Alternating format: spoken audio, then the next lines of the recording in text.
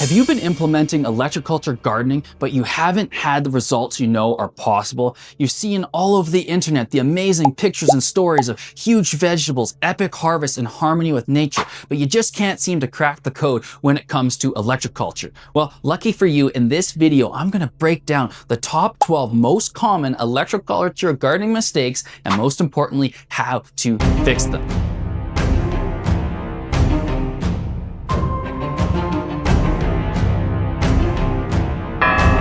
I'm Spence, the founder of Aether Garden Technologies and leader of the frequency gardening revolution, and it's my mission here on planet Earth to help you, the awake, sovereignty-minded gardener, grow more food with less effort and zero chemicals by harnessing the ancient secrets of energy, frequency, and vibration.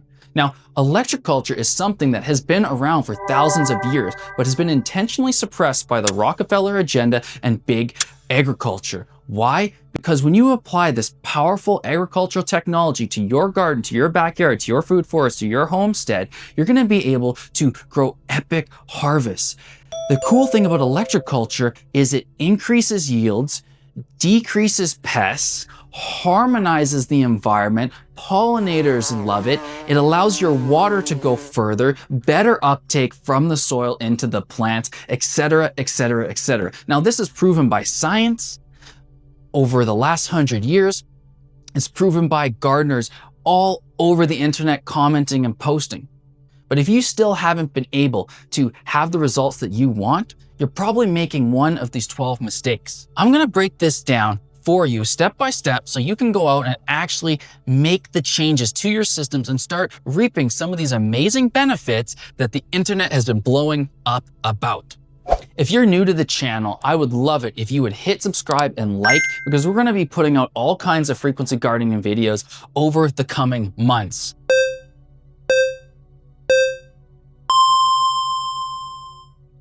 Mistake number one, thinking electroculture is a magic bullet. And man, oh man, when I first discovered electroculture over a decade ago, I saw the evidence in the text I was reading, 100 to 300% increase in yields. And I said, hallelujah, this is gonna solve all my problems. I'm gonna have huge yields, massive growth. This is gonna be epic. And don't get me wrong, electroculture is amazing in a pinch. If you have a pest invasion, something happening with your soil, if you can absolutely bring electroculture in quickly and see results. But it sure as heck is not going to fix every problem long term. So I don't want you making the mistake of treating electroculture as a quick fix.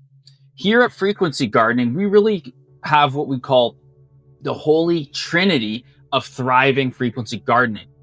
And that is electroculture, which we know is the art and science of concentrating, directing, orchestrating, bringing all of this powerful electromagnetic energy as a free frequency fertilizer into our garden. We have permaculture, which is intentionally designing our landscapes, our gardens, to mimic Mother Nature, and combining that with nature speak, which is the psychic communication piece with the seen and unseen realms, amplifying our human senses. Now, I might talk about that a little bit later on in this training, so stick around for that. When you combine these three, it is what I call the actual magic bullet that's gonna have so much transform in your garden in a short amount of time.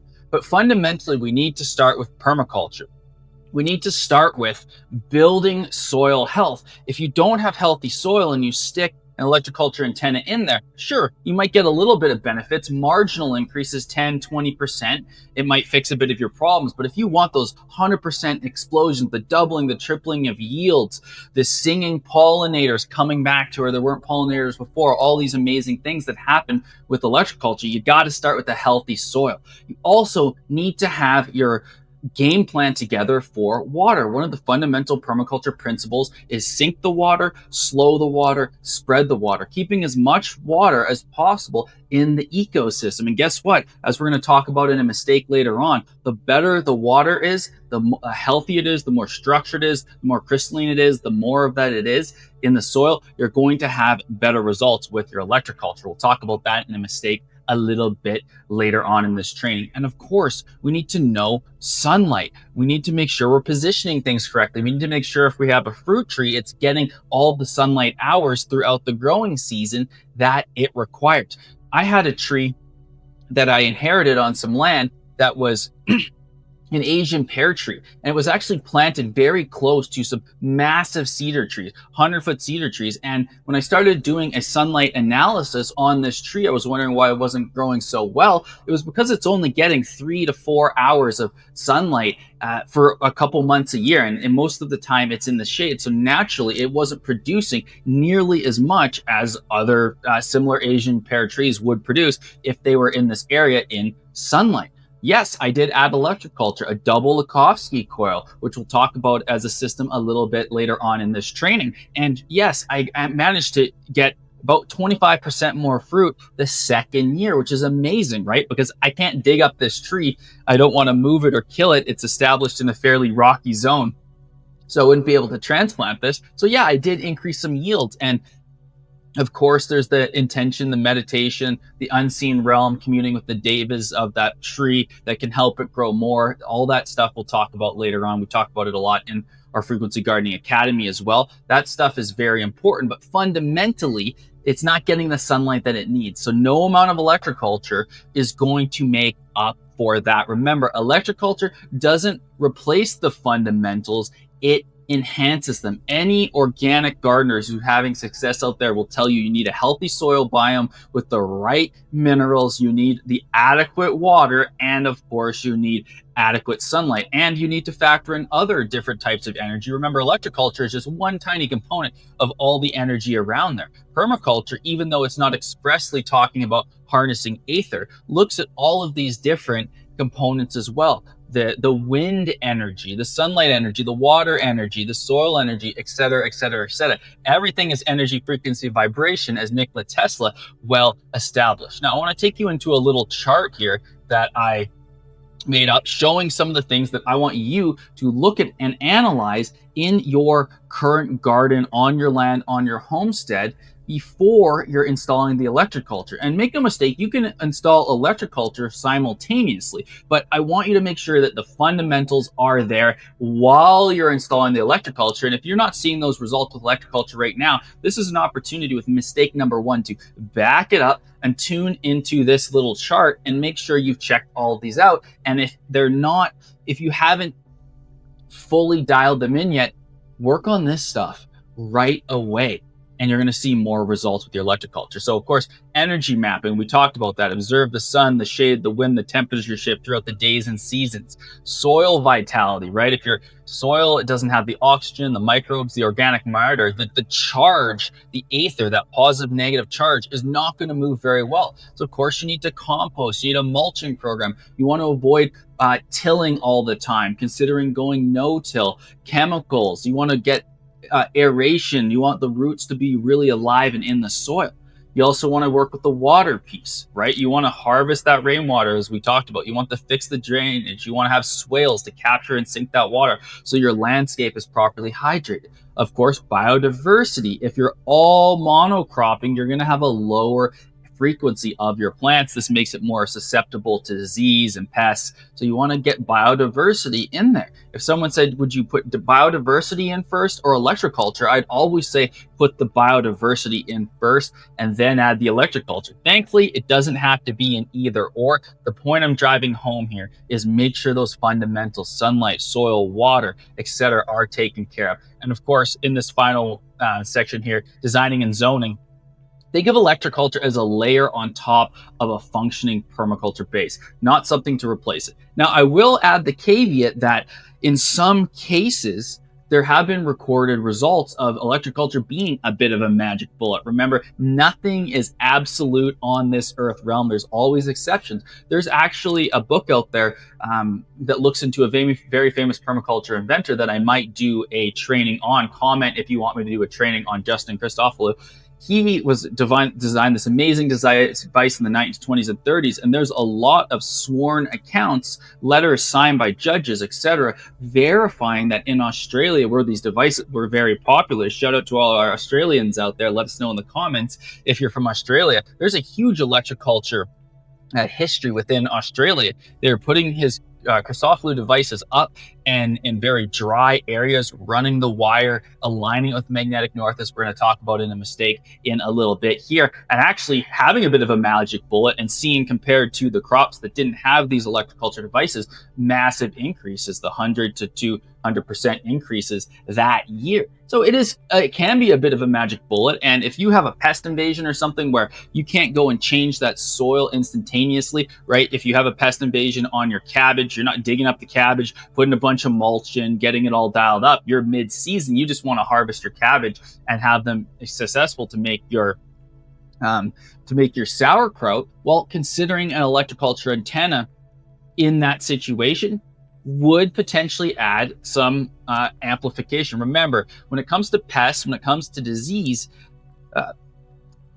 when the frequency is, that is the resonance of a plant, is off, because everything has frequencies. We're, as humans, are made up of frequencies. Everything's electromagnetic frequencies. When it's disharmonious in a plant, this makes it so the pest with its antennae can find it in this massive weave of all these trees and grass and rocks. It can zero in on that frequency as nature's cleanup crew and come and start eating that cabbage. So it will, destroy it and recycle it. Pests are not really pests. They're just nature's recycling crew. So in that case, boom, if you put the electroculture antenna in there, it's going to amplify the field. It's going to help restore potentially coherence to that cabbage, and it may ward off some of the pollinators. It may throw off their frequency because the plant might get a little bit healthier. But that is what I call a quick fix. It may work, but the long term, you want to see massive harvest in harmony with nature, is going to require you to think of electroculture as a long-term solution, not as a quick fix, and cover the fundamentals. All right, let's move on to mistake number 2, which is random rod placement. So random rod placement is pretty much the number one thing I ask people when they come to me and say it doesn't work, or people comment on my post, oh, electroculture doesn't work. I put an antenna in, it doesn't work. I always just say, hey, did you just put your antenna in the middle of your garden? And most of the time they're like, yeah, I just stuck it in and I put it in a little bit and it really didn't work. Whatever. And I say, okay, first of all, congratulations. You need to watch this training. And second of all, random rod placement is essentially like taking an acupuncture needle. In traditional Chinese medicine, we have all of these meridians, essentially the ley lines of our body that cross, and they have acupuncture pressure points where energy can get all distorted, right? And you get pain there. It can get balled up, you can get tension. Well, you go to an acupuncturist or Chinese medical doctor, put the needle in, boom, it releases it, right? It allows that energetic congestion to open. Well, if you are just staking a needle and you don't know the meridian points, you're like, why didn't that work? It hurts. Why didn't I get any benefit? You're just sticking it all over your body. How do you think your body's going to respond? It's actually going to respond probably with more pain and hurt, and you're not going to actually see the healing. The same thing is happening when people are jamming electroculture rods willy-nilly all over their ground. There are things called the telluric currents, which are Earth's natural electromagnetic flows through the earth. We need to respect and understand this. There's also things called ley lines, dragon lines, different types of energies that swirl all over the earth. Remember, earth is living and breathing. There are things called earth sky chimneys. These are the breathing points, inhalation, exhalation points on the land, which obviously, unless you're clairvoyant, like myself or some other people, different clairvoyants, you can see them or you can tune into them. Most of us aren't actually accessing them, but these are breathing points where over a minute or two, there'll be an inhalation and an exhalation, goes up and down. Well, what do you think's happening at an earth sky chimney? Well, there's a bunch of energy exchange there, which may or may not be beneficial to put your electroculture antennae there. If you just put your garden over an earth sky chimney point, which again, I'm not saying this is a good or a bad thing, it's a case by case basis, but if you don't know about that and then you go and stick a electroculture rod in there, and let's say it's breathing the energy out and it's actually pushing it away, so it's not concentration concentrating the ether anymore, it's pushing it away. That might be good in a situation where you want to push away chemtrails and sky spraying toxins from your land, but it might not be the best if you're trying to harness and bring that energy down into the soil so you can get the beautiful different chemical reactions that happen with electroculture, such as electroosmosis. So it's very important to think of the energetic currents flowing through your land deserve the same attention as water, sunlight, and soil. They're part of your permaculture map, not separate from them. So this is why, just like you're mapping your sunlight, you get your Google map, your model up. Maybe you're doing it in CAD if you're really hardcore and you understand this stuff. Maybe you're just drawing it on paper. Either one works, right? You have your map of your land, you have your contour lines, the elevation, you map where the water flows. Maybe a stream is here. Maybe this is a place that's prone to flooding. You map your soil, you map where the shade is, you map where the sun is over the seasons, right? This is stuff that is pretty basic. If you're not designing and doing this right now, you need to get yourself into our Frequency Gardening Academy and Design certification, where I'm going to help you create these maps. If you're someone who has a permaculture map, it's an opportunity to go deeper and add what I call the energy layer, the frequency gardening layer to your map. We're going to take a look at an example here in a moment, but guessing with locations can often create interference patterns. It might weaken an area rather than help it. We need to actually understand these different points on our garden, and trust me, it takes some time. This is why in the Frequency Gardening Academy, we teach you and mentor you for a year to be able to actually determine where these points are in your garden. And it's cool because this extends beyond electroculture. If you actually know where these are, you can determine whether it's beneficial to put your garden in there, to put your tower of power there, your basalt rock tower, where to put your house, where to potentially make a sacred space for devas or fairies or other nature spirits, which are very beneficial to have helping you on your land. So the mapping is going to reveal essentially the invisible architecture of your land. Now, how do we actually look at this? Well, the number one way that you can do this for the average frequency garden getting started is with a pendulum, right? Doing a pendulum test, yes, no questions, very easy. You can also apply what water witchers would do, right? People who water divine, finding underground water using rods. You can look down at the image here, right, of me. That's a rod. You can use 1 or 2 rods, both work. You can use your body for yes, no. Someone like me, who I consider myself highly intuitive, I do most of my dowsing by standing barefoot on the ground, and I get yes or no's with how my body flows. As your clairvoyance opens, your different senses, and by the way, you're going to want to keep watching this training and stick around, because I'm going to go deep into the different types of higher senses you can and should activate as a frequency gardener and why you would. But as you get more clairvoyant, you may even be able to start sensing or seeing or knowing where these different energy lines are. There's different, you can verify some of them with voltmeters, soil resistivity meters, bioelectric tests, etc. And when you do this, you're going to have more data. The whole point of this mistake is I want you to have more information. This is one of the key tenets of frequency gardening, why we work with the unseen realms, is I want you to have more information, more knowledge, more wisdom straight from the land, so you're not guessing. It's not just your ego. It's not what some guy on an internet training told you. It's not what some book from some expert who doesn't live on your land told you. You actually have all this information. And when you couple it with the permaculture piece, which is getting better at reading sunlight, water, weather, etc., boom, it's a lights out combination to be a very successful frequency gardener. And once you have that, no one can stop you, and you're going to reap the rewards. Let's do a quick look here. So this was a mock-up that we did for one of our clients. If you want support at designing these kind of things and figuring them out, please reach out to me. We do have private offerings at Aether Garden Technologies where we can help you design your whole permaculture system. If that's something you're looking for, you can find in the comments where you can find me on Instagram or hello@frequencygardening.com. However, you should have this drawn out. So let's say you drew this out and this was your land. Well, what you would do before you're placing and inserting your electroculture systems is add this energy layer.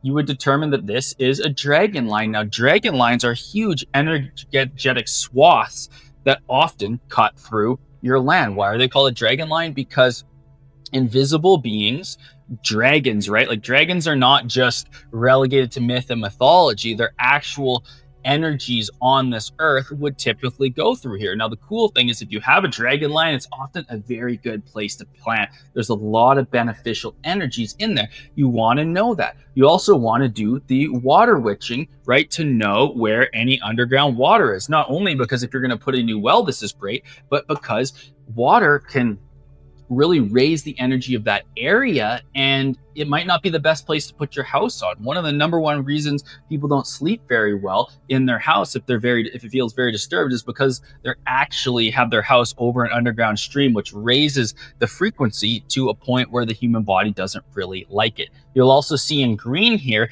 a bunch of vortices. This is a vortex cluster. You could often find these if you look at things like apple trees or trees or plants that grow in kind of off twisted directions. A lot of time it's because they're actually trying to get away from the vortice because there's too much energy. But you can use dowsing and determine whether putting a spiral, maybe a herb spiral on that vortice would be beneficial. What herbs would you want to do? And if you're getting yes no answers, amazing. If you get a bunch of yeses, you can actually leverage these vortices. You can also potentially put your rock towers, your antennas here to get amplified fields. You'll see a geopathic stress point there by the house.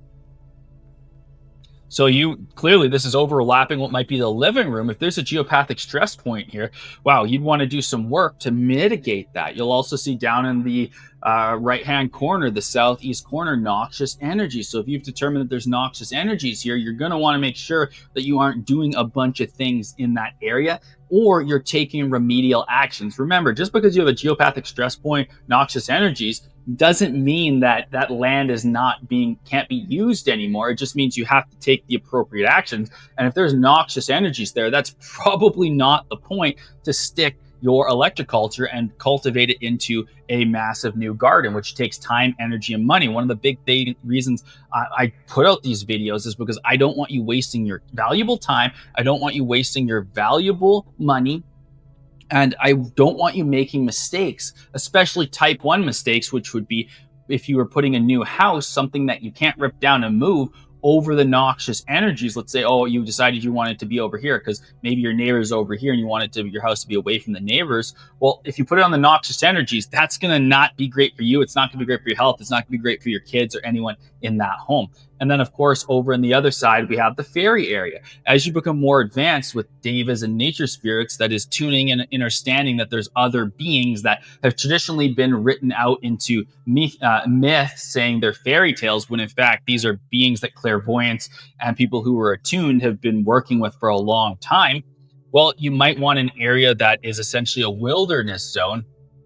A zone 5 is called in permaculture, where you don't actually go in and disturb that area. You let that be for the fairies. And just like the ancient Irish knew very well, you don't want to piss off the fairies. You want to work with the fairies because these are the beings that are responsible on the etheric and energetic layer for actually helping your garden. So you want these beings on your side. You want to work with them because they are here for their mission, which is to bring forth life through the plant and vegetative world. And you can work with them in order to see a lot of success. Now, I put some possible questions that you could be asking via pendulums, dowsing, body dowsing, kinesiology testing, right? Muscle testing works as well.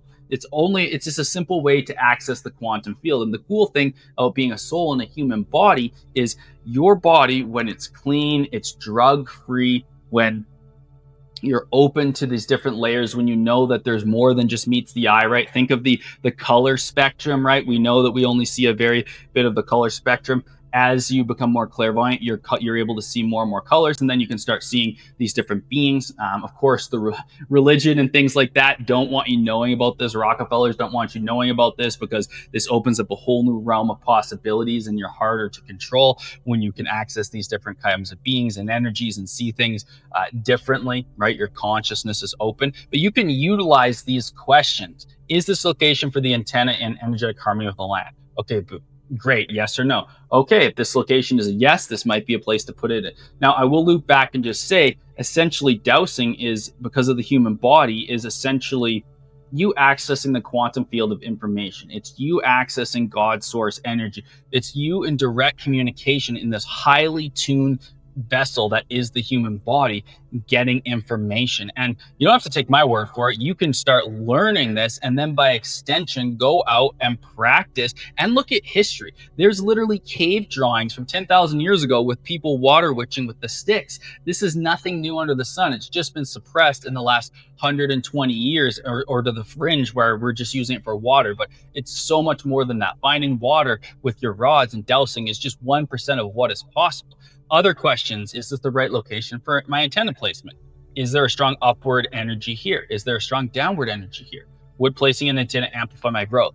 And here's a little pro tip: ask a question. If you get a yes, ask the question in reverse. If you get a no, great. This is a good verification. You can double verify. Become friends with dowsers, or get your partner to learn dowsing. Both of you do the mapping independently, then cross it over, or hire a professional dowser. Because the cool thing is, if you're really good at dowsing, you can do it off of maps. You don't even need to be in location, which is mind-blowing, right? When I moved on to this current land, I did all my own dowsing, and I didn't tell the some professional dowsers that I hired literally across the world in Ireland, a full ocean away, and they were able to figure out a whole bunch of things that I had verified and some things I didn't know about or hadn't picked up on. And then I was able to take that map and look, and then find it myself, because I had a bit of a starting point from someone who was even more advanced than me. Is this a vortex? Will my Korean pine tree seedling thrive here, right? Let's say you have really powerful, this is where we go beyond just electroculture for dowsing, but let's say you have a really, you managed to acquire 25 Korean pine seeds. You got 20 of them to sprout. You got 15 of them to go to a little seedling. Well, these are very valuable. You don't have endless amounts of these seeds. Well, do we want to put it here where it's going to thrive, or do we want to put it somewhere it might not thrive? Now, if you're an amazing permaculture expert and you've been doing this for a while, you might have a really good sense of where it would thrive. Amazing. Then your dowsing should be really easy. If you're someone who's new, well, you want to dowse for sure, because you might work with AI and figure out the best location based on what AI says. You might look at the books, you might look at what another expert or a local in your area said, but at the end of the day, you're the one planting that tree. So you want that direct communication and connection with nature, the nature speak component that I talked about of the food abundance and frequency trinity, and you'll get your yes, boom, that's where you plant it. Bovis scale is in question 8. Is this higher than 10,000 a Bovis scale? This is a really great way to measure energies in 500, like it goes up 500 to 1,000 to 1,500 to 1,000, all the way to like 22,000. 22,000, 16,000 to 22,000. We're talking a sacred site, Stonehenge, Glastonbury, Tor, etc. Very high spiritual places, kind of where people have awakenings. Not a place you build your house because the energy is too high. You want to make sure you Bovis scale dowse your entire setup, as well as where the rods and antennas will be going. I've never really seen success with electroculture antennas if people are putting them on places that are like 16, 17, 18,000 or higher on the Bovis. It actually just amplifies it too much. If you can find something in the 10 to 12 range, that tends to be a really good way to amplify it without it getting crazy and being too much. If you're in the 5,000, 6,000 or lower, this is actually where you can get into the noxious energies, and it's actually not beneficial. And you might actually end up amplifying some disharmonious frequencies that aren't actually beneficial for your land. So the point of this is mistake number 2. Don't just put antennas anywhere. Make sure you do your energy mapping and lay that on top of your permaculture grid. Now, if you're having trouble with your electroculture setup, or you noticed one of these mistakes as we go through here, I want you to share a short write-up in the comments of what's happening, 4 or 5 sentences, where in the world you are. And our team, myself, we're going to come back, we're going to reply with our top suggestion to help you get your electroculture gardening system thriving. I also put up this neat little picture here as an example of just a very simple case study of one of the electroculture systems that I made, which what happened was, this was a pear tree that got cold shocked. A couple years ago on my friend's property, we had a geoengineering blitz. The temperature went from, typically like minus 15 Celsius up to 20 Celsius. Call it climate change, call it engineering, whatever. It was a massive warming. Trees started budding up. The fruit trees, this tree budded up for about a week, and then it went down to minus 20. Cold shocked it. It was crazy. Like, I was looking at the aura of this tree and it was contracted. Branches were starting to go black. It was awful. And I came there in the spring. barely had any buds on it. And I said, hey, let's do an experiment. I tuned in with the tree, part of my intuition. I doused it, and I built this really interesting system, which I'll talk about in another video, where I actually spun a heavy gauge double twisted wire up to this, which is a sacred cubit. We'll talk about that in mistake 3. And I anchored it, and you can see here with the wire to the top of a kind of like a dead cut off branch. And I put this ball on the top, and then I connected the wire. Now, how did I spin the wire? Clockwise, counterclockwise. Stick around, because we're going to talk about that later in the training, how to know which way to spin your wire. But I spun it based on the way the tree pattern was slightly twisting, and confirmed with dowsing, connected it. So we had that earth to sky connection. And then boom, as soon as I did, this little thing started glowing. Now, I took a photo and I had AI add this little bit of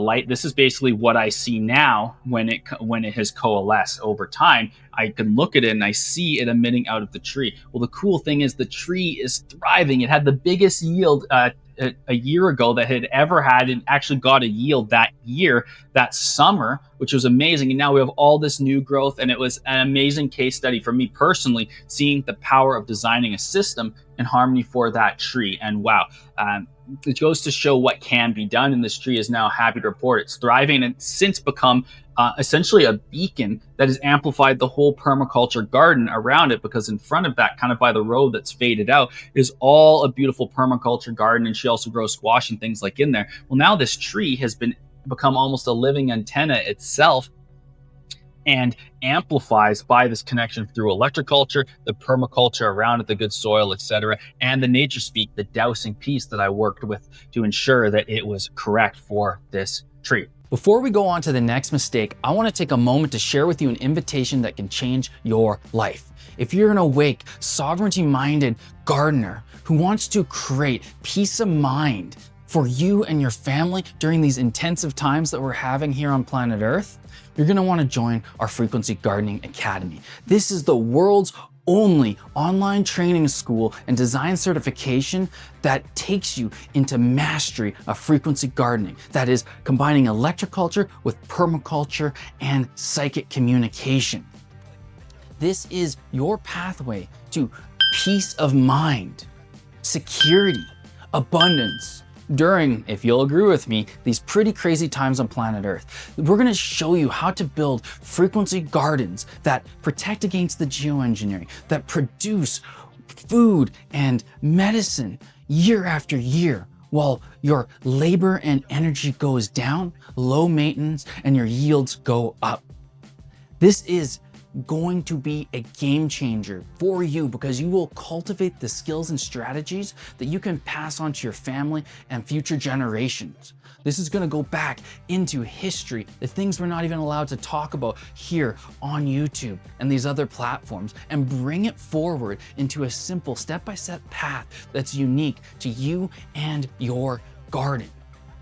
It doesn't matter whether you're growing in a backyard right now, you have dreams of a food forest, you have a food forest, you have a homestead, you might have a homestead, you have a farm, you might have a farm. Wherever you are, this is going to set you up for long-term success. Thriving gardens are how we exit the matrix, we stand up for ourselves, and create the generational wealth that we're gonna pass on to our great-great-great-grandchildren. If you want to know more about how to apply for our year-long mentorship, scroll down and click on Frequency Gardening Academy. All right, on to the next mistake. Mistake number 3, ignoring cubit measurements. This one I like because it brings in a little bit of the conspiracy aspect, which is something I find very interesting in this earth realm. I know there's a lot of half-truths that have been distorted, and sure enough, it even applies to electroculture. So your mistake is measuring your systems in imperial and metric, that is in feet or meters. The fix is actually cutting your systems, aka making your electroculture antennas or your copper wires to the length of cubits. Now, a cubit is where we get to bring in the sacred geometry of electroculture. Modern units like imperial and metric actually create disruptive, disharmonious frequencies. They don't have the energetic coherence. Said another way, the aether doesn't flow through them very well. So if you make an electroculture antenna that's 6 feet, exactly 6 feet tall, and you're not seeing the results that you would like to see with it, consider cutting it to a cubit. Now you'll see here the ruler in the hand. This is a sacred cubit, which is an ancient measurement from ancient Egypt. These measurements that I'm going to share with you actually have a very precise frequency. This one is 144 megahertz. If you've ever seen Egyptian hieroglyphics, you'll often see priests walking around with a stick in their hand. This is a cubit. It wasn't to beat the slaves, it was to ensure precise measurement of the Great Pyramids, of whatever they were building. They'd hold up this cubit, and it was, if it turns out to be translates to 20.63 inches long, they would put it in to make sure everything was precise. In fact, our entire world would be different if we measured everything in cubits. The conspiracy angle is they don't want cubits. They want imperial and metric, because when you build homes out of this, when you build buildings out of it, it makes it so there isn't a natural, powerful, healing resonance to the buildings that you're living in. It's much more artificial. Well, why would you consider doing this? Because you don't want the populace healthy and thriving. If they were, their control, the narrative, the taxes, the war propaganda, etc., it would all go out the window, because everyone's third eye would be open and they'd be feeling so sick they wouldn't be buying your pills from big pharma. Now we can revert that all the way back to electroculture and saying, just like electroculture was suppressed by the Rockefellers, big agriculture, etc., even though it was around in the 1920s and 30s that we talked about, really got written out after World War I, the cubit would be, it would actually be everywhere. The Vedics in India, all the way back to potentially even ancient Atlantis, were using cubits, and they're tuned to these different frequencies. And interestingly enough, these often work with solar waveforms. They work with the telluric current waveforms. They work with all these different aspects of energy on the Earth realm. So if you're going to make a simple tweak out of all these mistakes, consider moving to cubits. Now, it doesn't matter if you're cutting your copper antenna or you're cutting your copper wire, whether it's single or double twisted, make everything a cubit. Now, you don't need to walk around with the staff like this guy is here in the photo, cut to a cubit. What you're going to do is get your tape measure and mark out all the increments I'm going to show you of the main 3 cubits on your tape measure. You can also go and grab one of those 1 meter long, 3 foot construction rulers and mark everything out. Mark on there with a nice silver, if it's a black ruler like I have, with a nice silver Sharpie, the different measurements, and be precise. Being even a fraction of an inch off is going to mean that it is not going to allow this smoother ion flow and aether capture. So you go from this raw metal that may or may not be adding 10%, 20% benefits, because yeah, copper is going to do some, but if you want those 100%, 200%, the double or tripling of your yields, you're going to need to tune everything to cubits. Remember, it's a little bit like a guitar string, right? If you're tuning your guitar and you're even slightly off on that note, it's going to sound a little different. You can still play the song, but it might not be sounding great. But if you really want those power, crunchy chords that sound amazing when you're rocking in an arena, same thing with, you got to be precise. Same thing with the cubits. Now, I want to take you on a little chart here that you can pause. Now, these are the 3 main cubits. Now, there was a guy named Slim Sperling, a tensor ring expert from America, who really kind of brought back a lot of these cubits into mainstream consciousness with some of his work. And thankfully, it's now been spreading all the way to electroculture. If you're going to work on implementing qubits, start with the sacred and the lost, then add the empowerment, and then you can go to a whole bunch of other qubits. I think I know of about 20 different qubits, different strokes for different folks, but let's keep it simple. Focus on the sacred, the lost, and the empowerment. The frequency's tuned to 144 megahertz, 177 for the lost, and 188 for the empowerment. I love the lost for Lakovsky coils. I love it for tensor rings for plants. I love the sacred for antennas. And there's a couple of examples here that you can pause on this video and look a little bit deeper. And I want to invite you on the bottom there to see that you can fractionalize these qubits. So you can take your sacred qubit and cut it in half, and it's going to have the same frequency. Cut it in a fourth, the same frequency, and an eighth. You can also do a third I've had mixed results with that. Some people out there swear by them, so you'll have to experiment. But you can also consider doing your garden beds in this as well. If you're measuring out a garden bed, stop thinking in metrics and meters. Let's start thinking in cubits. Make your garden bed 3 cubits by 2 cubits rather than saying going 6 by 4 feet.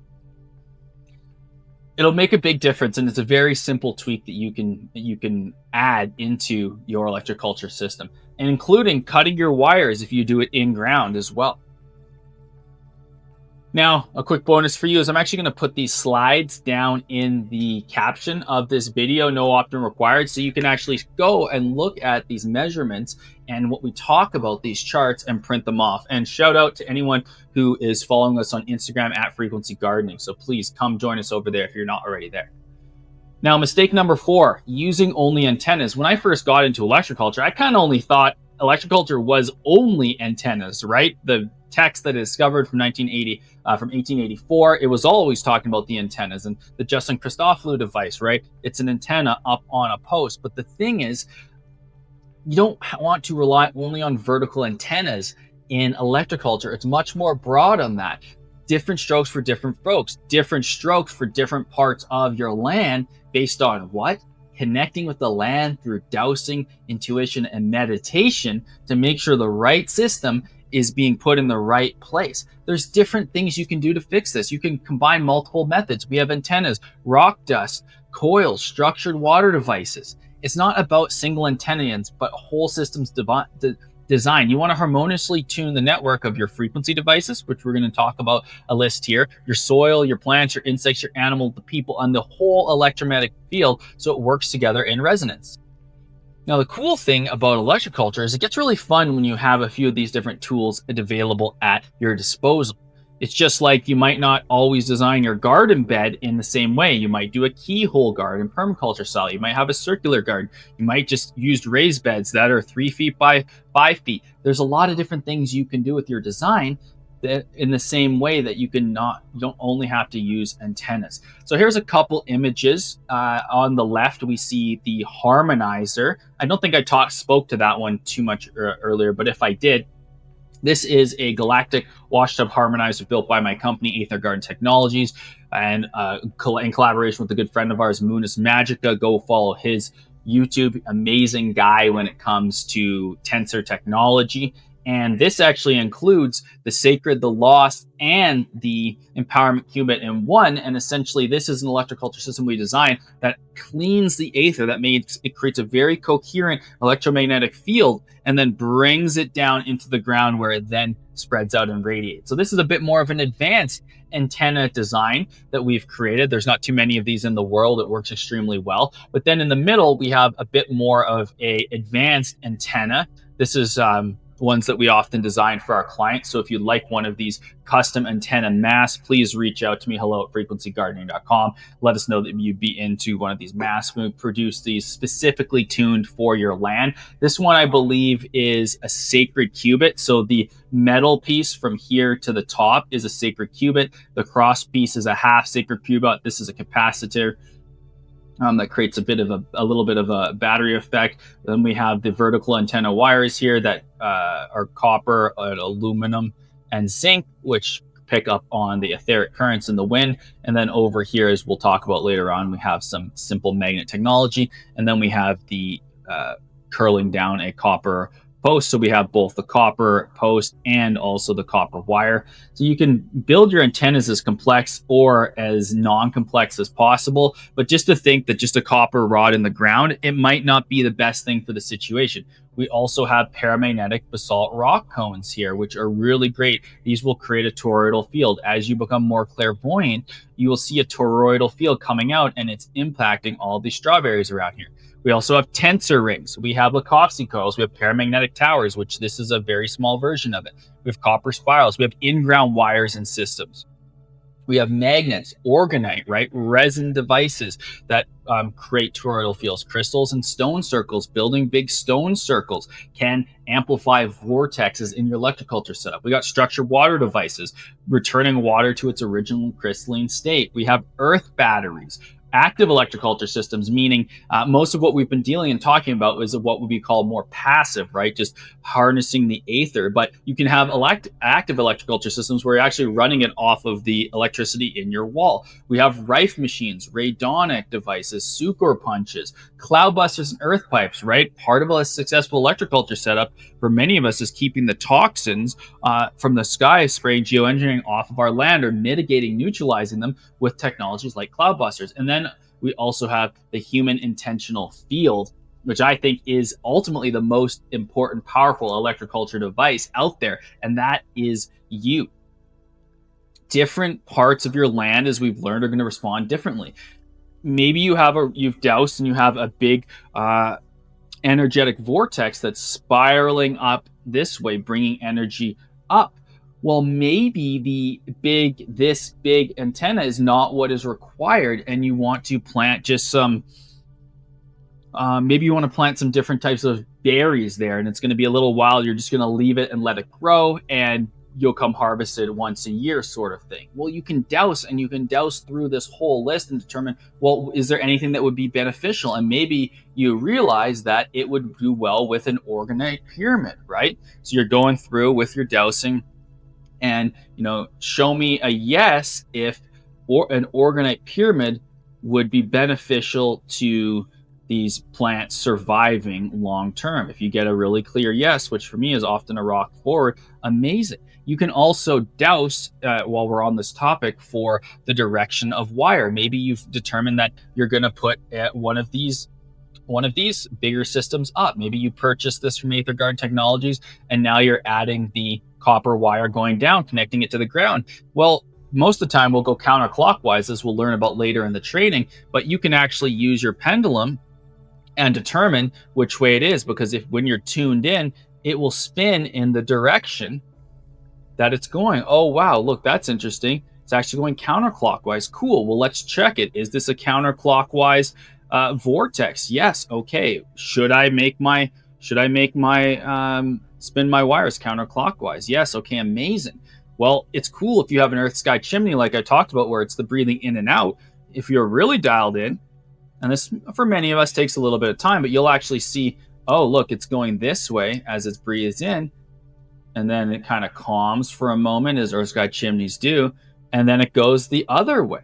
Well, very helpful to know these things as you're building these different systems. From a time, energy, cost perspective, is if you let's say you only have $100 to put into this, well, you don't want to just build an antenna that may not be most useful for the land. You actually can douse and determine which would be the best thing to do, and maybe it's actually to put a stone circle. Well, cool. That I don't even have to spend my $100, because the thing that will be the most beneficial will be local stone, and then you can go through a process of choosing the stones. Now, if you want to know how to put together a stone circle, you're going to need to get a copy of our interdimensional agriculture workshop. This was a workshop where we actually went deep into how to build stone circles based on ancient Lemuria and Atlantis, so past civilizations that have essentially been wiped out to myth. They were amazing gardeners. They created food abundance, and they would build these powerful stone circles like later indigenous tribes would, from the Irish to the all of the indigenous North America, etc. Well, these stone circles, when done correctly, can be just as powerful, if not more powerful, for growing food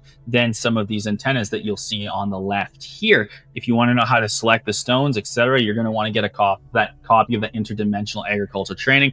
I'll put the link below.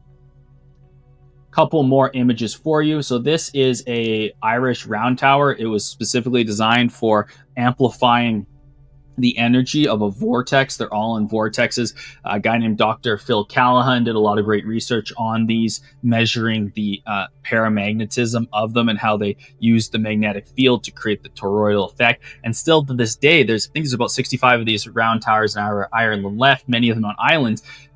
Farmers will still ferry their cattle across the channels to these islands to let them graze around these round towers, because it's said to be 2 to 3 times thicker grass. It grows back faster. It's healthier. These were never about, the monks climbing up in order to get away from the invaders. It was all about working with the toroidal field. And the neat thing is, you don't have to put a full round tower on. You can make round towers that 3, 4, 5 feet high if you want, or use little simple ones, which is essentially the same thing with these small little cones. We have a cloud buster here, right? It's still in its plastic bucket. This would be set to the ground. This is blasting energy up. I love cloud busters. Over here, this is showing you an electroculture antenna with a grate in the ground. So you dig a hole, you put these metal cattle grates on the side, you fill it up with all your soil, you connect into this one, and then this one is not, I think they have this one connected. Sometimes people don't connect them, and you'll actually get a different charge difference between the two, and that whole soil in the middle will become electrified, full of this aether. And as long as you have good quality soil in there with the right water, your plants are going to be amazing in there. And then here, a very small little antenna, but the reason I put this here is this is just a magnetic hematite ball here. It's called Soar Seeds by a company called Space Void Technologies. Very, very powerful, simple technology that I had glued onto the top of just a little bamboo stake, and then I curled this double twisted wire around it, and you're getting a bit of a magnetic vortex here. So just showing you different things that you can use and play with. And of course, Dowse where you're going to put this. Maybe the land there didn't want this little antenna, it wanted something bigger. Now, the cool thing about it is, I had a client and they were in France and they were only using electroculture antennas, and even though they cut them correctly and we worked with them, it still wasn't seeing the results that they want. And we realized that what the land required was a bunch of these little paramagnetic towers around a device like this. So we doused the best location to put this tower in. It was actually on a bit of a vortices. We put it in amazing. So now we had the placement correctly. But what really enhanced it was putting a series of these cones around it in kind of an oblong shape, with the oblong ends being aligned north and south, magnetic north, which we'll talk about in a second. And boom, the yields just exploded in that area. I want you just to remember that there's lots of different systems, and don't make the mistake of only being committed to an electroculture antenna. Just like in permaculture where you're stacking functions, you can stack electroculture systems for better results. Okay, mistake number 5. I think this is something we've gone on to a little bit, touched on, but I want to clarify, which is not asking the land. So this is installing systems without the land's consent, i.e. out of ego or out of ignorance. When you speak and communicate with the land, you're going to get more information that is going to give you more ammunition to make better decisions. So what you want to do for the fix is douse, meditate, intuitively ask before any and all install, implementation, and optimization. This is one of the things that I think mainstream permaculture doesn't go far enough with, and it's part of the reason why there's a woman out there who's worth studying, Alana Moore. She really brings this forward with her book Sensitive Permaculture, which is a small little text. Get a copy of it. She's absolutely amazing. Honestly, one of my heroes. I think it's kind of interesting. Just a total side note that the top 3 most influential gardeners in the world, of all the people writing gardening books and stuff who have influenced me, are actually all women. We have Alana Moore. She's out of Australia and also in Ireland. There's Maria Thune, who you know from Biodynamic Gardening, our Celestial Moon Gardening System, which is a great program if you want to learn how to grow with the cosmic rhythms and learn how nature really works based on the energy of the cosmos and the moon and all of this stuff to grow bigger yields. She came up with a lot of this stuff. If you want to get a copy of the Celestial Moon Gardening System, I'm going to put it in the links below. And she had a lot of great research out there on connecting with the land and what it could do for you. A lot of biodynamic gardening is based on that, right? We went from Rudolf Steiner to Maria Thune. And then Misaligning Wright, who wrote the really great book, Behaving as if the God in All Life Mattered, and the Permaculture Gardening Handbook, which I have a copy actually right over there. It's one of my Bibles. That's a bit of a tome, a nice big thick book. But those 3 women really all had this aspect of intuitively asking, especially Misaligning, I believe that's pronouncing that right, Misaligning Wright and Alana. And they brought this into my consciousness, which was kind of intuitively there already, and it allowed me to move into what I call co-creation, not control. Too much of permaculture is still, even if you're analyzing the land from the sunlight and the water perspective, if you're not actually asking the land, with that for that permission piece, including the unseen realm, which is nature spirits, devas, aka the fairies, the land consciousness, you're not going to have as much success with your electroculture, no less your gardening in general. Frequency gardening, that's why we have the nature speak component of the Trinity, is imperative, and your electroculture is going to work so much better. I want you to collaborate, not impose, because imposing will mean systems underperform. They might do well, but why wouldn't you want your systems to actually sing? You know you have a true frequency gardening setup when someone who might not be energetically connective, maybe it's you call them a normie or a sleeper, comes to your land and they say, wow, I really feel something here. That's when you know you are in harmony with the devas, the higher conscious beings of the land, the nature spirits, which are the builders, the ones who make the flowers come up and everything like that. And this is something that mainstream science won't tell you that, and this is things like Rudolf Steiner and Tesla knew this, that these beings actually are part of the reason why things grow. It's not just the DNA expressing and going to the ground. There's actually the unseen realm piece as well.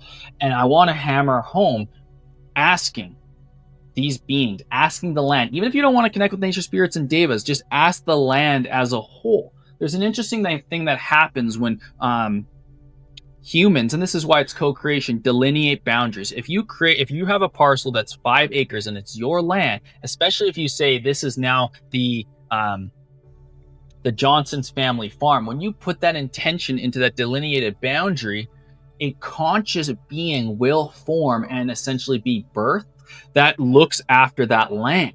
And you can connect with that conscious being for all your guidance. If you're acquiring a farm, there's probably already beings there. There's many different ones. And this is why in the Frequency Gardening Academy and Design Certification, we help open up your clair senses to start working with these beings. And many of them, yes, are benevolent. This isn't something to fear. This is something to embrace. But even if you're not going to that level right now, literally go on your land, you can ask, where do you want support? And then allow that inner sensing and knowing if something comes through, there's your answer with the outer dowsing, right? The left and the right brain activation.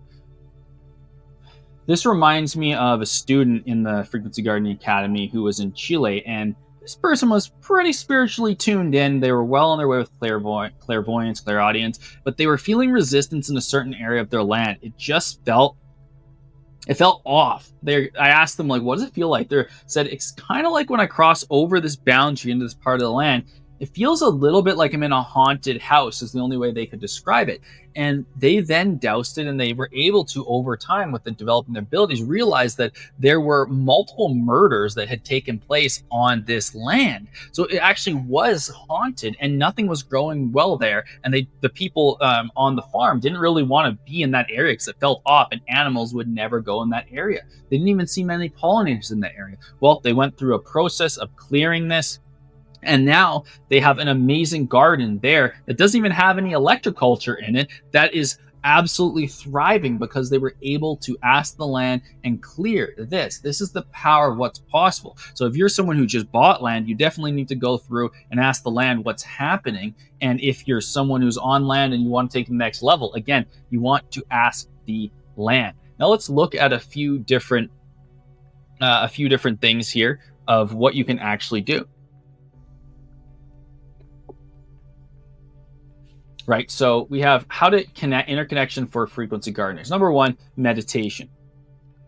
You can make clearer land. You can clear the land, and you can make better placement decisions. Visualization, right? This is, you can preview installations before planning. This is one of the main methods I actually use as a meditation visualizer hybrid, is when someone says, hey, Spence, can you do a design for me? And it's remote, maybe they're on the other side of the world. The number one thing I do before I'm like figuring out where all the different zones and stuff like that is actually just get a map of their land, and I look at it, and then I go into a deep meditation, and then I create the land structures that from the map in my mind, and then I allow nature to fill in the rest of the structures. And this is how you can very quickly start to know where the lines are, where the beings are. It's a very interesting process, and one that I highly encourage you to learn. Also, heart coherence. This is just simply going into the land and sending love to it, and then then it creates coherence between your human biofield, your aura, and the soil, which is a great way to Start to just have the land respond. The more that you send love into the land, the more that these beings in the land are going to want to help you grow the gardens that you desire. Another couple things that you can look at: clairvoyance, which is, they call the second sight or third sight. Hearing, clairaudience, clairsentience, feeling, claircognizance, knowing. This is one that I've always had into my for my life. It's often called intuition, but it's essentially you walk into your garden and you just know that there's a being there, or you just know that something's off. And this is why it's very hard for me to be convinced by governments and stuff like that when they're lying to me, because if you have high claircognizance, you're just like, no, that's wrong. Like it's wrong, and nothing is going to convince you of that. If you've ever get really good gut contractions, like, oh no, I don't like that, or oh yeah, really powerful sacral energy, that's a sign of early stage claircognizance. And then we also have clairalience and clairgustance. I can never say that one. Clairgustance. I probably need a little pronunciation of that written out, but that's tasting. Some people are actually able to go around and just put a little bit of soil on their tongue, and they can actually tell you what the different components are. Remember, these are birthrights. We all have these in us to some ability. We've been shut down by how we've been nurtured and raised. We've been shut down by sitting in desks and learning logical Rockefeller ways, which are just essentially ways of programming. Hands up if you're like me, that spent 12, 13 years in a desk learning all of these crazy math things, learning how to barf and regurgitate that stuff for a test and forgetting it, plus another 5 years of university, etc. They don't teach you about this kind of stuff, but these are your birthrights. It's encoded in your DNA. And if you actually go out and practice these different things, you'll have huge advancements. This is why in the Frequency Gardening Academy and design certification, this is a core component, because guess what? If you're more clairvoyant, more clairaudic, more clairsentient, more claircognizant, you're going to make way better decisions in the garden, and you're going to have a lot more success. You're going to know where to place. You're going to know what to grow. You're going to know if the seeds is bio. How cool is it if you can hold up seeds and know from clairseeing, clairavoyance, that you see the energy coming off the seeds, or if there's not a lot of energy, you know the seeds aren't going to be that valid. These are things that are available to you. And of course, ways that you can get more information: body dowsing, pendulum dowsing, muscle testing, YL rods. Automatic writing is great. Go out into nature, get yourself calm and grounded, sit barefoot on the ground, and just write. This is one of the cool ways. I have a good friend that I did a workshop with called Psychic Gardening, which I'll also put in the bottom. If you want to get your psychic senses up a little bit more and you're not ready to jump into the Frequency Gardening Academy, you can watch that training. And it's with a beautiful being, Kara, who is very advanced with her things. And she goes into kind of a meditative state, connecting with the devas, the trees, or whatever, and then comes out of it and automatic writes it down. And that automatic writing is the being who may not have physical form relaying a message to you, and then you writing it out. This is also how they do it, as the previously mentioned Michaela Wright, Small Wright at Paralanja, was doing it as well. So automatic writing is a great skill to cultivate if you want to get more information from nature. And then listening walks. This is so simple, right? Go out, slow, silent observation of what's going on. This will train your sensory awareness. This is something that they talk about in permaculture. So this one isn't straying too far into these the esoteric, the hidden senses, etc. Going on those daily listening walks is huge. Now, I just want to reiterate before we move on to mistake 6 that why you're going to do these. And we've talked about it, but I really want to sum it up so it's very clear. Number 1, gather non-visible data about soil, water, energy fields. Improve decision making when it comes to placing antennas, towers, gardens, etc. Detect imbalances before they become problems. Optimize your system for stronger plant growth because you know the energy fields. You want to reduce guesswork through clear, consistent feedback. You're going to strengthen your role as a garden, as a part of that living system. These are reasons alone to become a frequency gardener, to go deeper into this and always ask the land these questions. And when in doubt, strip it back to what is here for me. What does the land want to tell me? And side note, if you do this, your dreams are going to get really wild, and a lot of people will get messages from the land placed into their dreams. Mistake number 6, and this one we have to be aware of in the modern area. Mistake number 6 drawing in dirty EMFs. We have to be very aware of this in the modern era, especially if we're practicing electro gardening in cities. Now, the mistake is installing your antennas and your systems near artificial EMF sources. Now, when I say artificial, I mean man-made with radiation emitting out of it, radiation emitting devices, smart meters, that track the amount of electricity you're using on your home, rampant everywhere. The Wi-Fi that you may have pulsing, extenders of your Wi-Fi that are blanketing your land, your neighbor's Wi-Fi, transformer lines, power lines, the power boxes, both the ones on the ends of the poles and the green ones that may be near your house. I grew up with one of those right on the driveway where I used to play street hockey. Well, what do you think that was doing? Pulsing off this radiation.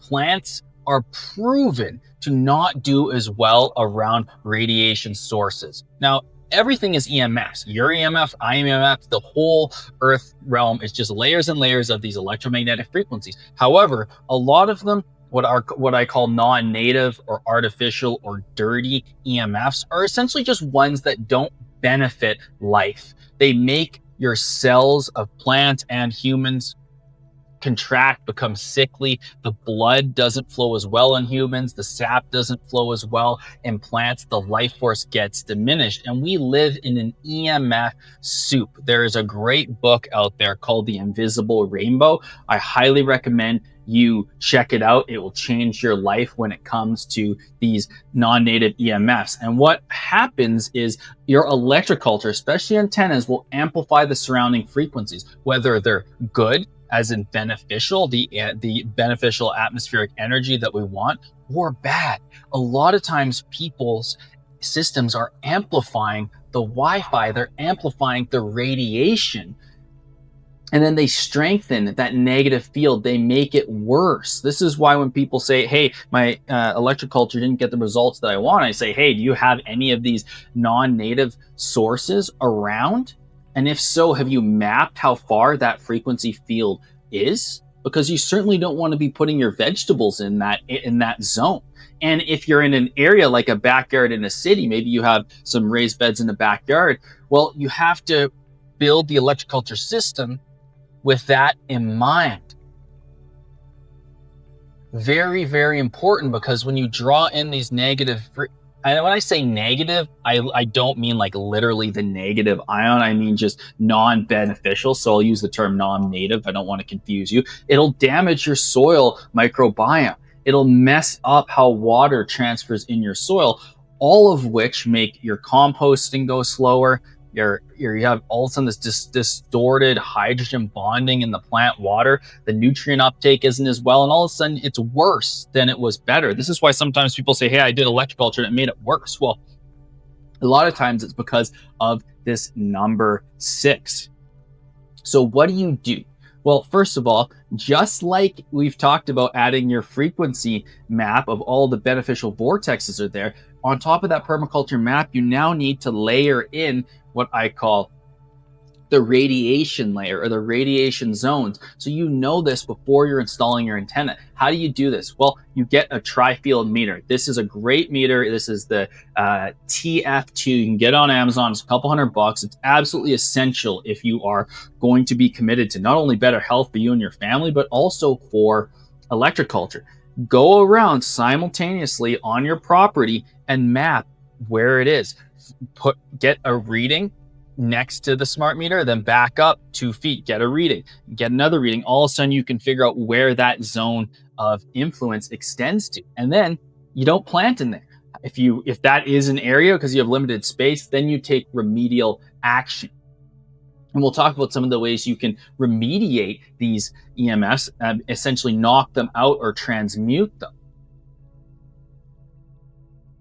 But ultimately, you don't have them. Smart meters, did you know you can call up your company and say, hey, I want this turned off? And then you pay, of course, they'll make you charge a little fee, but trust me, if they're making you pay $20 so it's not contacting the grid and beaming out the radiation nearly as much. Really good. You can buy smart meter covers, which are great on Amazon, $100. Put one of those on there, and then put a tensor ring, a copper tuned tensor ring on there, double stack. Put up your EMF reader. You're going to be amazed to see how much it has gone down. Interestingly, certain types of trees, if you plant trees in front of them, they will mitigate. If you have a big cell phone tower somewhere near you, surrounding your property with certain types of trees can help transmute or distort or scatter that, so it's not as intensive. You can use orgonite, stones like shungite. You can make pucks. You can vary them in and around your system. You can use your human intention, which is important as well, but you need to be aware of them, that if you have a lot of these sources coming in, it's going to impact your electroculture, and honestly, it's going to impact your health. So you want to make sure you essentially create a buffer, a wall with these different technologies. If you have a smart meter on your house, it's also going into maybe your bedroom or your kid's bedroom. You can buy paint that you will mitigate it. You can also get certain types of cloths, which will vastly reduce it. And cool, when you have a tri-field meter, you can test if these products actually work. Now, a good example of this was someone in our Frequency Gardening Academy, very small backyard, very limited space, and they had a smart meter that they couldn't remove because they were renting. They had a power line basically coming over their back fence, and they had one of those online transformers, and there was a 5G tower that got put up conveniently during the 2021 when everyone was getting sick. You might want to look up the Invisible Rainbow book for more info on that. We don't want to get censored out here on YouTube. But they had that cell phone tower a couple hundred meters away, and they had Wi-Fi. Needless to say, their garden wasn't doing that well. So they took some remedial action. We added the layer. First of all, we mapped the radiation layer so we knew where it was. There was no clear space. Spoiler, there was no clear space. It was all zones of radius, which I'll show you in a second, overlapping, blanketing their house. Plus, they had neighbors. And then they wonder why they had ringing of their ears, tinnitus. They wonder why their daughter was like always kind of sick and lethargic. They wonder why their sleeps weren't well. Well, here you go. Number one thing they did, take care of your health first and foremost. Hardwired their internet. Cost a few bucks. Even though it was rented, they didn't drill holes in the wall. They just got their modem and they ran hardwired cables to everywhere it was, and just along, just tape it along the edge. Boom. If you own the house, hardwired outright, that's going to vastly reduce the no Wi-Fi coming in. That'll help a lot. But they still had neighbors' Wi-Fi. So what they did is they built a big resin pyramid. That was about a couple feet high. Cost them a couple $100 to make it themselves. It was good because they hadn't really worked with resin, so they had to go through the process of working with orgonite technologies. They found a vortex, they put it there, they amplified it, and this had a lot of reducing impacts. They also put a harmonizer in, like I showed you before, and just suspended it off of. They put up a kind of like a pole, and then like a hangman's pole, and suspended this in the air. This helped neutralize some of it energetically. They buried orgonite when no one was looking around the telephone poles. They slapped a bunch of these orgonite pucks on and around around their system, around their fence, and they vastly reduced it, harmonized the environment, and they were feeling a lot better. Did they get rid of all of it? No. But did they make a huge difference? Absolutely. So we want to make sure that we know where these are, because it's going to help you have more coherent systems. You don't want to draw on these negative EMFs. And in some cases, you might not even want to use electroculture. Spoiler, someone who loves electroculture, you may not even really want to use it because it can amplify the negative ones. And maybe you're just adding some simple rock dust for minor paramagnetism and nutrients. That is electroculture. Maybe it's not the antenna. So let's take a look here at another map. So let's say this is your land. You got all these beautiful things. You're on a 1-acre homestead. Maybe you're out rurally, but you got power lines on the west side that are running along the perimeter of the fence line. Where the diamonds are is where the actual poles are. And you can see the area of influences are measured in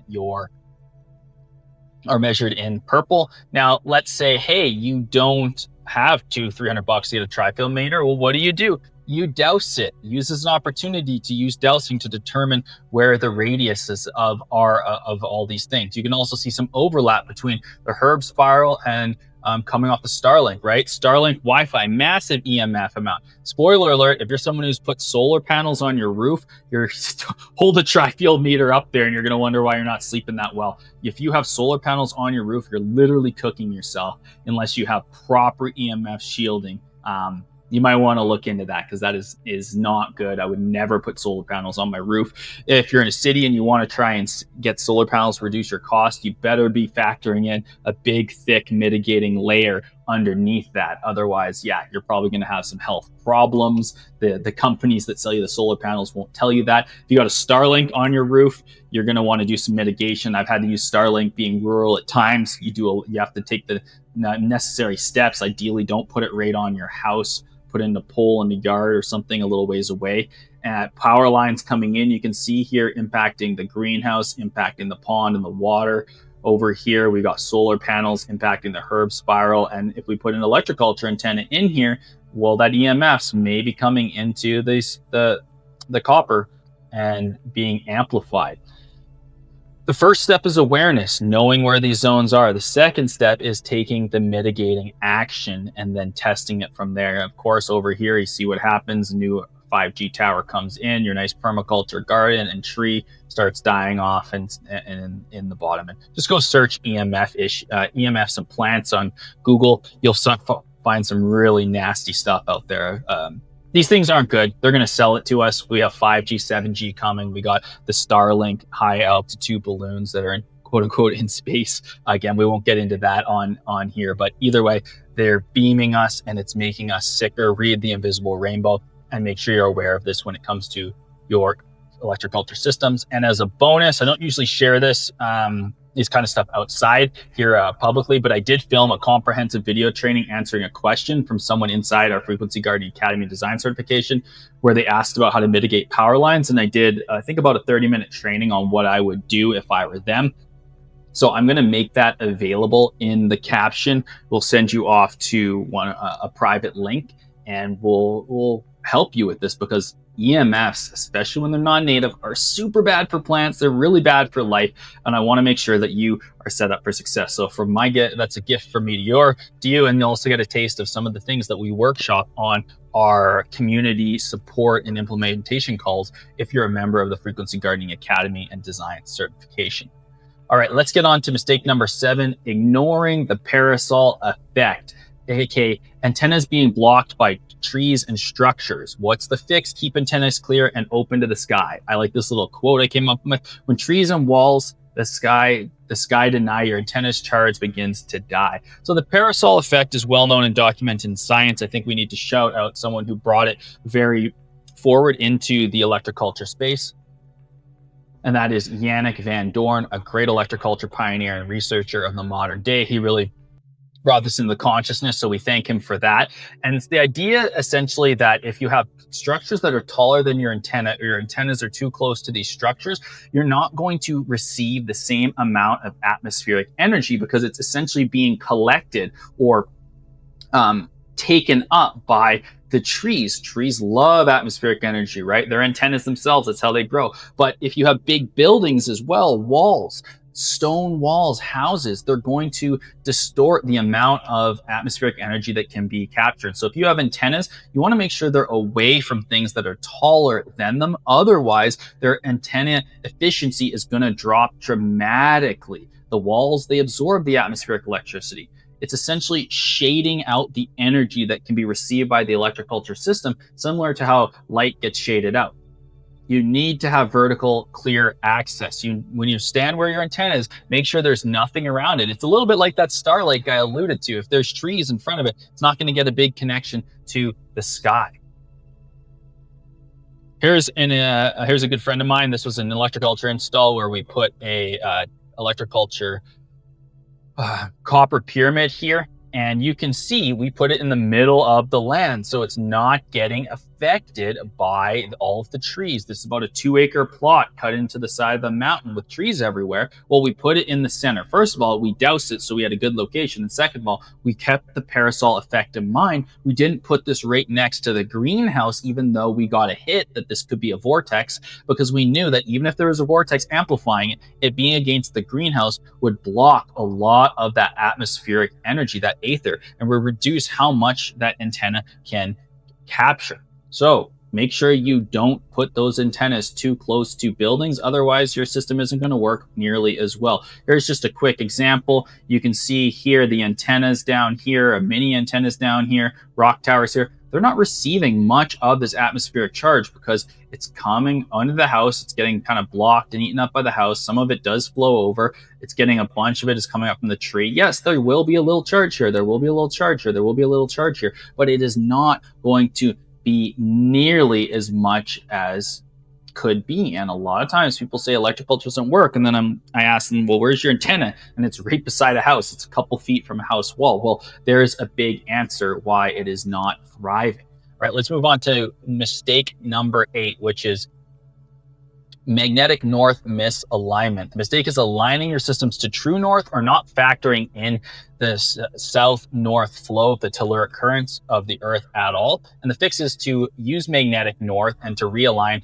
periodically. South to north, the currents run. Magnets to magnetic north, job well done. This factors in magnetism, right? Which is another, or magnetism magnets, which is another piece that we talked about earlier on in the mistake of a potential technology you can use. So the telluric currents are natural electromagnetic currents flowing through the Earth's crust, driven by solar activity, influenced by lightning and the geomagnetic field. They generally travel south to north, following the planet's magnetic field lines. They can vary in strength depending on the moon cycle, right? We know that affects tides and the pull of the sap, geomagnetic storms, and sometimes soil conductivity, like what is the actual component of the crust made up of.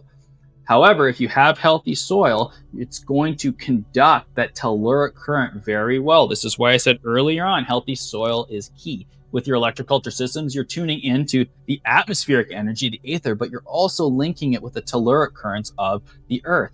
So magnetic north, we know, shifts every year as the Earth's core changes. So we want to periodically realign your systems with this. True north points to the geographical pole, but it's not the actual energy alignment. So you want to make sure you're not adjusting your compass, which is a very important electroculture tool to have a good quality compass, not a $20 one off Amazon, but go and get yourself a nice $100 compass, a Sanudo or something like that, like you would use if you were going out bushwhacking or hiking or something like that. Don't align it to true north, keep it on magnetic north, and then utilize it to find magnetic north and align your systems with it. Example, a Lakovsky coil, right? Where it's essentially a curved in C. I don't think I've showed it yet, but it's a type of electroculture technology, a curved in C that you then suspend off the ground. You always face the opening, the 1-inch opening to magnetic north. So how do you do that? Well, you need to get behind the tree that you're putting the Lakovsky coil around, or the plant, and align it to magnetic north, and then adjust it so that opening is to magnetic north. Same thing here with this electroculture antenna. Again, here's a close-up of the systems that we design. If you want one of these, again, reach out to me. You can see here that there are magnets on this side. You often see them in the designs on the front as well. Well, this is the north side right here, and this is running, this little, I call it a stub, is running north or south to north. So the south telluric currents comes in here, pulled in. This is the south side of the magnet. The north side of the magnet's here, and it goes out this way. We have the atmospheric energy collecting here. We have the cross capacitor. This is creating a massive electromagnetic field of subtle beneficial energy that is then being transferred down into the ground. This is very important. Don't reverse the magnets. If you had the south, if you had the south magnet facing this way, it's not going to work. Same thing with your in-ground systems. If you're digging in a system and you're putting a line in the ground with magnets, you always want to put the magnets at the south end. You need to get your south when you dig the trench that you're putting these into your garden. You need to put a stake in, so the south and the north, and you need to make sure that that's perfectly aligned to magnetic north. And it's going to change a little bit, so you might have a bit of variation. It's not a huge problem because you're obviously not ripping it up every year to check it. So get it as close as you can. A little bit of shift is fine. Run that wire, tighten that wire up. You put your magnets on the south end, but the north end of the magnets are facing in alignment with magnetic north. Put some basalt rock dust in there, bury all that in, and now you're going to have an amazing electromagnetic field building over time in your soil. We'll talk about that in a mistake in a moment here. The point I want to make is you must align with magnetic north. Otherwise, it's going to reduce the current flow, lowering that soil voltage and the plant vitality. And please don't check this with GPS. Check it with an actual compass. So here's just a little showing you some of the currents and how they flow. And here's a quick way to find your magnet end with your compass, so you'll never make that mistake again. Essentially, hold your compass up flat, figure out which direction the needle is. Often we know that the south end of the needle is white and the red end is north. Put it up to the magnet. If the red part, the red north needle swings towards the magnet end, you know the magnet end is the south. Flip it around, you're going to have the reverse. If the white needle swings, which is the south end of the compass, connects in with that side of the magnet, that's the north. Just mark it with an end. Always mark your magnets so you know the ends before you utilize them. All right, let's jump into mistake number 9, which is antenna height, depth, and direction. These are all some of the technical aspects that are important if you want to have success with your electrical gardening system. Now, a lot of these are going to apply to antennas. This is the predominant way people electroculture garden. And there's a number of factors. The reality is if they're too small, they're not deep enough, or there's too many, or the direction of spiral is not correct for the location, you're not going to have the results that you want. So what do? You dowse for optimal height, spacing, depth, and spin. Now, there is a quote that I want to keep in mind, and this is much debated here in the electroculture world, but we're going to go with what I would say is best practice and how to actually figure out which way to spin depending on your location. It's not a blanket statement. Just like you can't say that one thing is going to help every single person heal, there's differences. So clockwise brings it down to the ground, counter lifts the telluric all around. So keep that in mind as we dive into this. The first thing I want you to know is, and this was kind of a bit of a game changer, I think I learned this back in grade school, but I had forgotten, is that atmospheric voltage, that is the aether, the amount of energy available, rises at roughly 100 volts per meter, or 100 volts per 3 feet as you go up. Pretty much standard, generalized, of course, across the Earth realm. And this is when it's fair weather. We'll call it the fair weather atmospheric field. It gets influenced, as we know, with lightning storms. We'll talk about that in a second. So essentially, every meter you go up amplifies and expands the potential for capturing charge.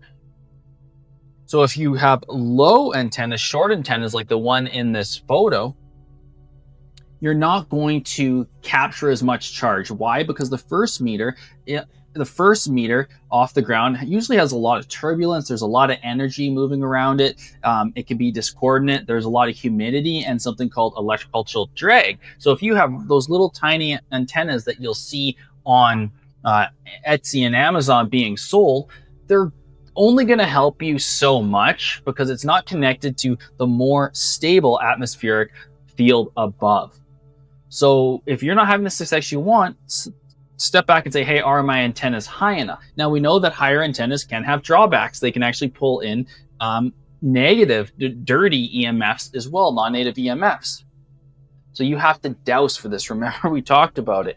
Getting your answers from the land itself. How high should my antenna be? Show me a yes if it should, show me a yes if 6 feet is the perfect height. Or better yet, show me a yes if 6 cubits is the perfect height. All right, I got a no. All right.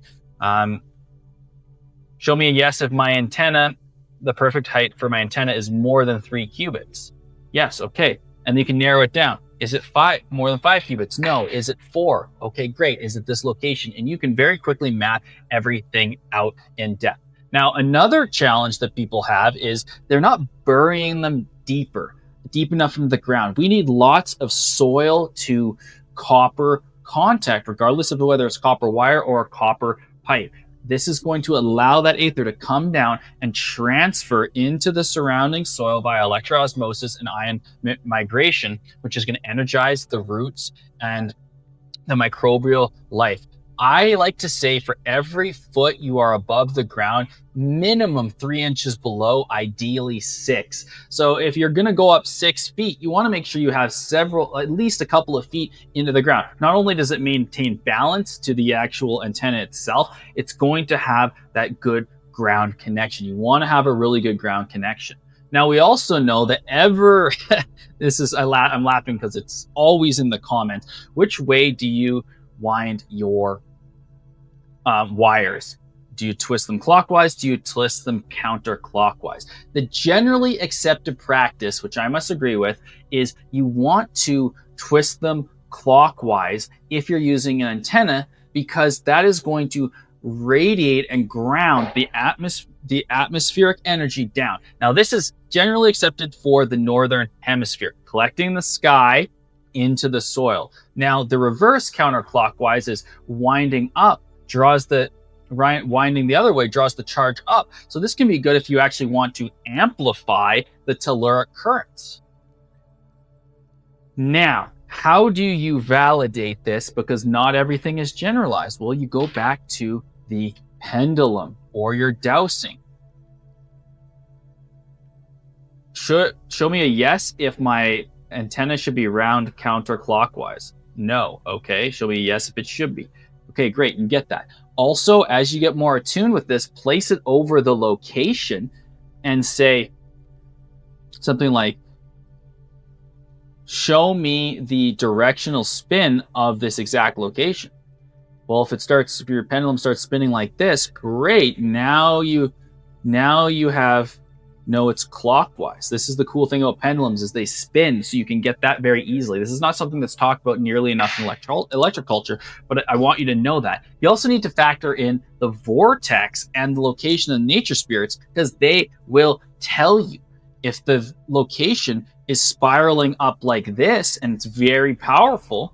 Well, you probably want to work with that over just the atmospheric energy and actually radiate out the ground energy. If you're in a spot that's like relatively neutral, you probably want to draw the atmospheric energy down.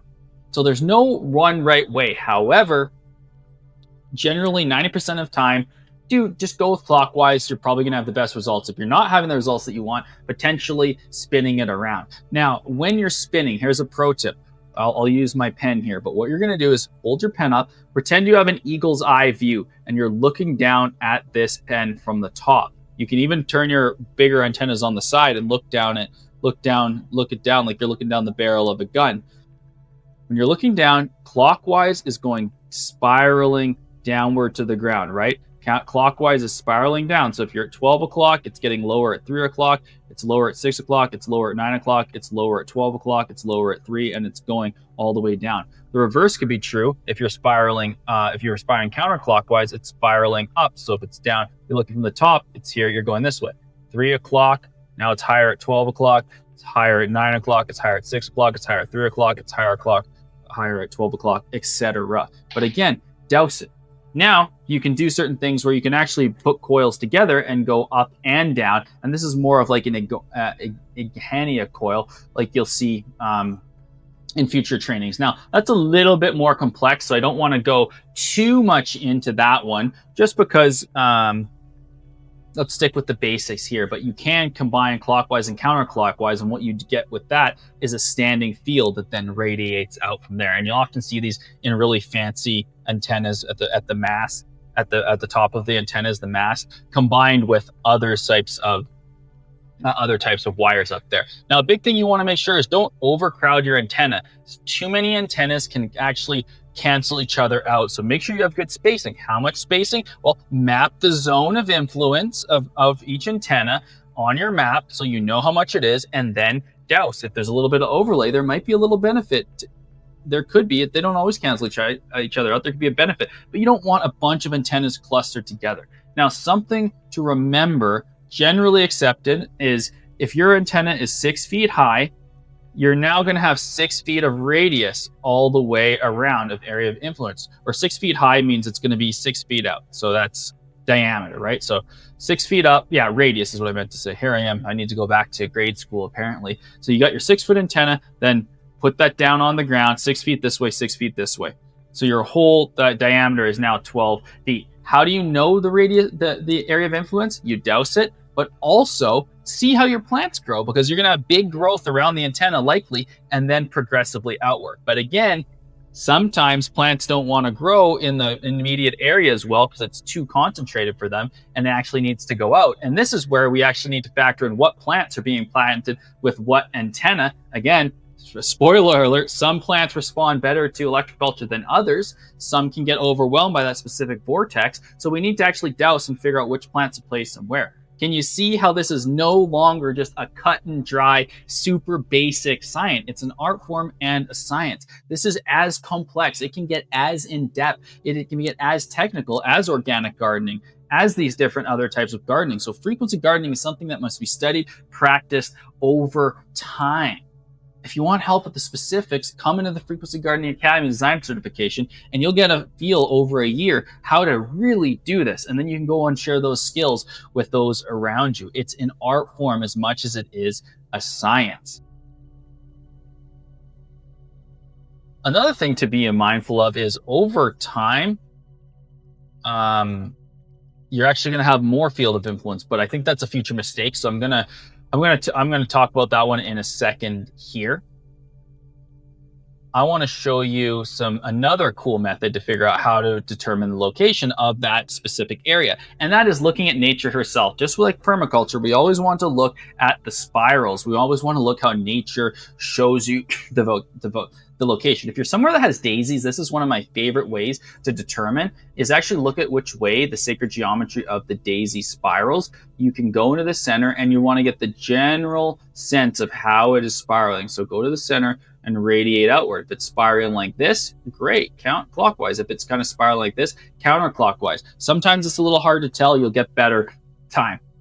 Look at this succulent. This is very obvious. Start at the center from the bullseye. Which way is it going? Well, it's moving and spiraling out to the left. Well, pretty obvious that this is counterclockwise. Here, it's spiraling out counterclockwise. So that gives you a hint at the vortex there. Also look at tree branches. Which way are tree branches generally spiraling? When you do this, it'll give you hints and clues. Verify with your pendulum, but you can learn to trust nature on that area as well.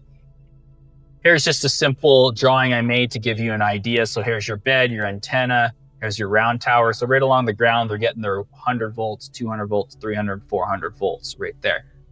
Here's a little chart you can use as a cheat sheet. This is for the Northern Hemisphere. Clockwise direction draws atmospheric charge downward into soil and radiates coherent life force outward. So you use this for your standard garden antennas, your crown coils, vertical masts, your tensor rings, and Lakowski coils. Counterclockwise pulls the tiller current upwards from the earth. So you can do that as well if you wanted. And then if you pair them together, you're now going to get a standing wave field. All right, let's move on to mistake number 10, and that is compacted soil and poor chemistry. We alluded to this in mistake number 1. I want to just expand on it a bit more. Your compacted soil will block electroosmosis, electromigration, and ion diffusion.